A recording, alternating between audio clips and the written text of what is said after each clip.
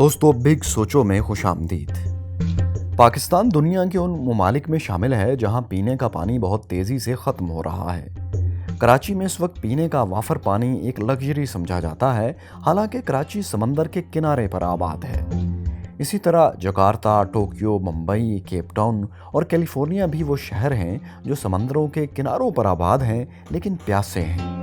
آخر سمندر انسانوں کی پیاس کیوں نہیں بجھا سکتے؟ اس ویڈیو میں ہم آپ کو اسی کیوں کا جواب دینے کی کوشش کریں گے اور یہ بتائیں گے کہ کیسے سمندر کے نمکین پانی کو صاف پانی میں بدلا جا سکتا ہے۔ دوستو، دنیا کا 71% حصہ پانی پر مشتمل ہے، لیکن اس میں سے 97% پانی سمندروں میں ہے جو ہم پی نہیں سکتے اور نہ کھیتوں میں استعمال کر سکتے ہیں۔ باقی پانی میں سے 2% قطبین یعنی نارتھ اور ساؤتھ پولز پر پہاڑوں کی چوٹیوں پر برف کی شکل میں جمع ہوا ہے، یعنی یہ بھی ہم استعمال نہیں کر سکتے۔ باقی بچا 1% پانی۔ اس 1% پانی کا بڑا حصہ جھیلوں، دریاؤں اور زمین کے نیچے چٹانوں میں ٹریپ ہے۔ اسی 1% کا کچھ حصہ وہ پانی ہے جو ہم تمام انسان مل کر استعمال کرتے ہیں۔ یہی وہ پانی ہے جس سے ہم گاڑیاں، کپڑے اور گھر دھوتے ہیں، برش کرتے ہوئے کھلا چھوڑ دیتے ہیں، نہاتے ہیں اور انڈسٹریز میں استعمال کرتے ہیں۔ اوسطاً ایک شخص روزانہ 101.5 101.5 گیلن یعنی 450 لیٹر پانی استعمال کرتا ہے۔ ایک حالیہ سروے کے مطابق ایک سروس اسٹیشن روزانہ 19,000 لیٹر پانی ضائع کرتا ہے اور ایک کار کو ایک دفعہ دھونے کے لیے تقریباً 80 لیٹر پانی استعمال ہوتا ہے۔ اس سے آپ خود اندازہ لگا لیں کہ پانی کس رفتار سے ویسٹ ہو رہا ہے اور اسی تیزی سے اس کی دستیابی میں کمی بھی واقع ہو رہی ہے۔ بڑھتی ہوئی آبادی اور موسمیاتی تبدیلیاں بھی اس کو کم کرنے میں پوری طرح مدد فراہم کر رہے ہیں۔ مائیکیورس فیلوز 2025 تک دنیا کی آبادی 9 ارب 9 بلین ہو جائے گی اور پینے کا پانی دنیا کی سب سے قیمتی چیز ہوگی۔ جی ہاں دوستو، آج سے صرف 4 سال بعد 2025 میں پاکستان کو پانی کی شدید کمی کا سامنا ہوگا۔ ماہرین کو خدشہ ہے کہ پاکستان میں تازہ پانی کی فی کس دستیابی 2025 میں صرف 860 کیوبک میٹر رہ جائے گی، اور اگر صورتحال یہی رہی تو 2040 تک پاکستان میں پینے کا پانی ایک نایاب چیز ہوگی، یعنی پاکستان کو مکمل طور پر خشک سالی کا سامنا ہوگا۔ انٹرنیشنل مانیٹری فنڈ یعنی IMF نے پاکستان کو پانی کی شدید قلت کا سامنا کرنے والے ممالک کی فہرست میں تیسرے نمبر پر رکھا ہے، یعنی پاکستان بھی دنیا کے ان ممالک میں ہے جنہیں عالمی ادارے خبردار کر چکے ہیں کہ چند سال میں پانی کی شدید قلت پیدا ہونے والی ہے۔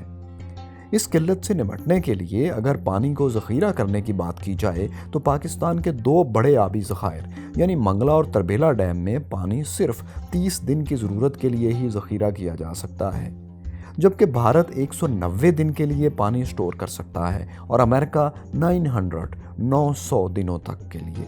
لیکن ظاہر ہے پانی ہم کتنا بھی ذخیرہ کر لیں وہ ایک دن ختم ہو جائے گا، اس لیے اس بحران سے نمٹنے کے لیے لانگ ٹرم پلاننگ کی بہرحال ضرورت ہے۔ ان میں نمبر 1 آتا ہے پانی کو محفوظ بنانے کے طریقوں میں ڈیمز بنانا۔ یہ ایک بہت مقبول آئیڈیا رہا ہے، لیکن اب یہ اچھا آئیڈیا نہیں رہا کیونکہ اس سے ماحول تباہ ہو جاتا ہے۔ اس لیے ڈیم بنانے کے بعد دنیا میں سب سے مقبول طریقہ سمندروں کے پانی کو صاف کرنے کا اب زیر غور ہے۔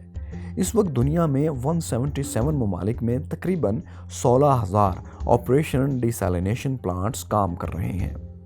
دوستو، جیسا کہ آپ سب جانتے ہیں کہ سمندر کا پانی حد سے زیادہ نمکین ہوتا ہے اور اس میں ریت کے ذرات بھی وافر مقدار میں موجود ہوتے ہیں، اس لیے یہ پینے اور روزمرہ استعمال کے قابل نہیں ہوتا۔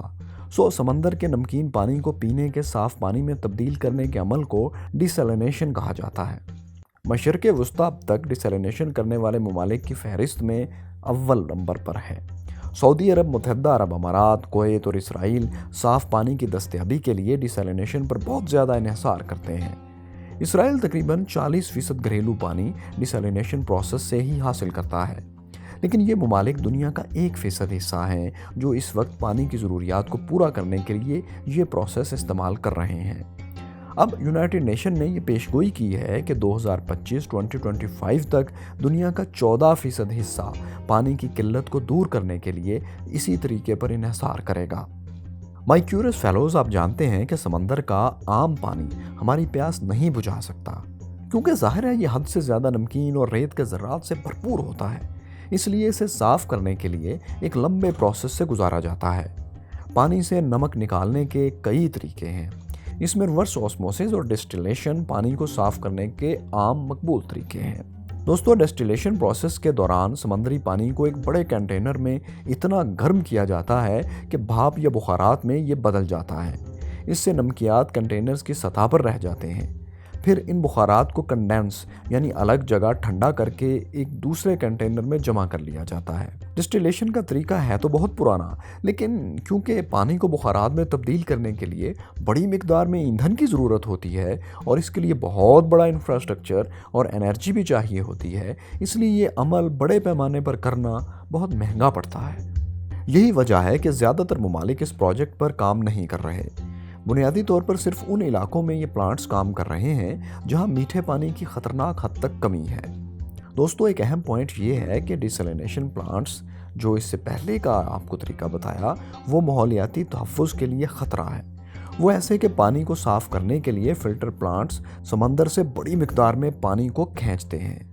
समंदर के पानी में अब समंदरी हयात यानी मछलियाँ और छोटे मोटे पौधे और जानदार होते हैं। इसलिए पानी को डेसलिनेशन के लिए जब बड़ी मिकदार में प्लांट से गुजारा जाता है तो आबी हयात की जान को और इनकी नस्ल को ख़तरा लाहिक हो जाता है। इसके अलावा ये पेशगोई भी कर दी गई है कि समंदर में नमक की सतह अभी और बढ़ेगी, जिससे पानी को फ़िल्टर करना और ज़्यादा महंगा और मुश्किल हो जाएगा। ज़ाहिर है जितने ज़्यादा नमकीन पानी को फ़िल्टर करना होगा उतनी ही ज़्यादा तवानाई भी चाहिए होगी।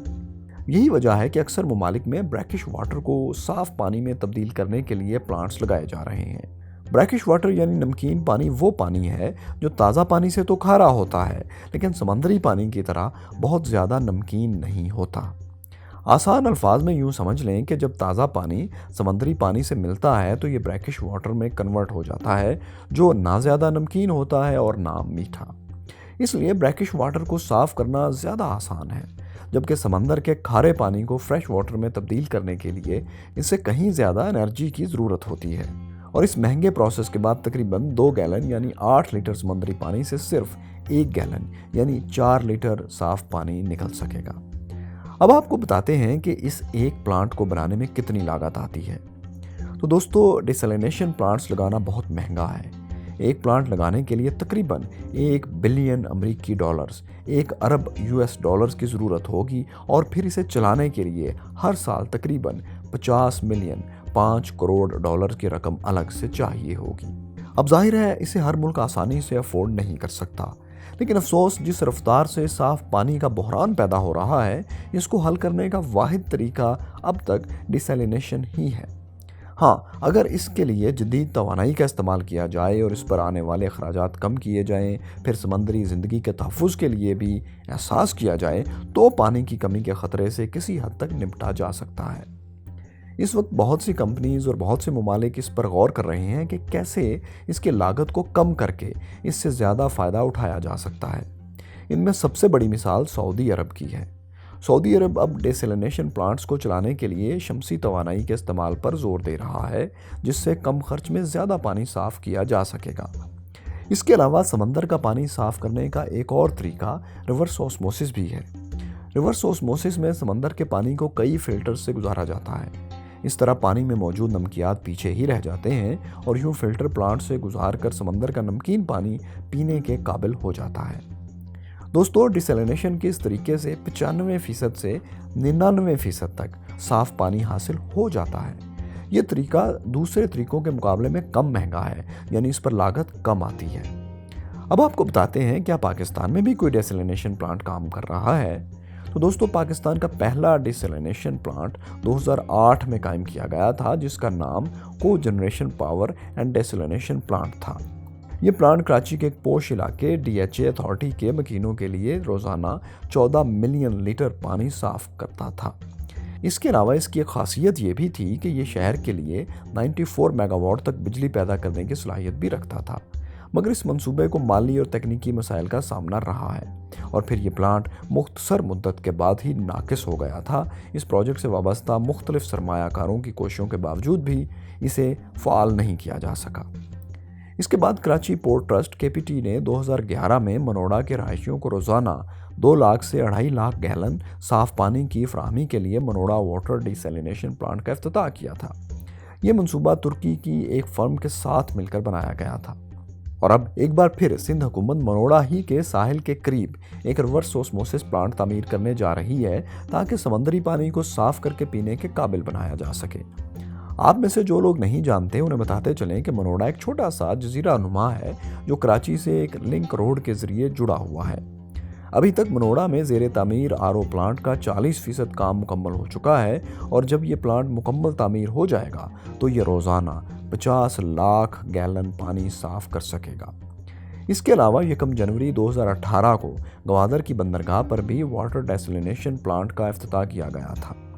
इस डिसैलिनेशन प्लांट में पीने के साफ़ पानी की पैदावारी सलाहियत 2,54,000 गैलन थी, लेकिन ये प्लांट अब फ़ाल नहीं है। सो दोस्तों, समंदर पीने के पानी का मसला तो हल कर सकता है, लेकिन इसके लिए बहुत ज़्यादा बजट और बहुत सोफिस्टिकेटेड इंफ्रास्ट्रक्चर की ज़रूरत है।